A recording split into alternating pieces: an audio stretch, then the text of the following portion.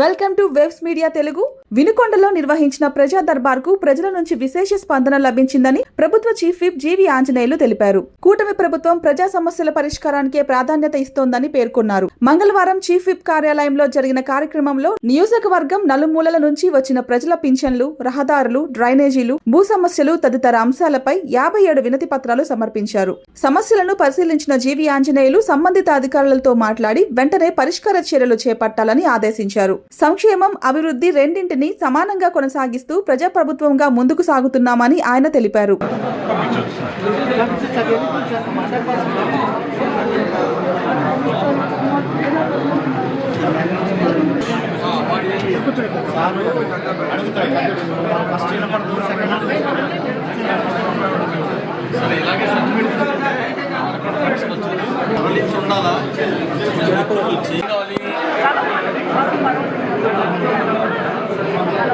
List ఎంతమందికి వస్తారు? అలాగే చొప్పున ఎంతమందికి వచ్చింది? 60 మందికి వస్తుంది. 60 మంది పేర్లు రాయండి.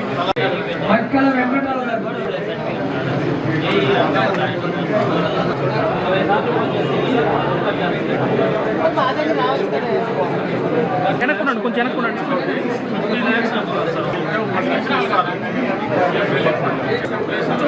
తీసుకోవాలా? వాటిలో చాలా ప్రొటెక్షన్ తీసుకోవాలా? అప్పుడు డిసైడ్ చేసుకోండి. వచ్చి ఎస్టిమేషన్ తీసుకొస్తే సీఎం గారికి డౌన్లోడ్ చేయడం పోయింది చేసి అలాగే చిన్న దగ్గర ఉంటుంది. ఇక్కడ ఏం కావాలా? పెద్ద బయలు కంటే మనుషులని పడేస్తే ఎక్కడ మా ఇంటి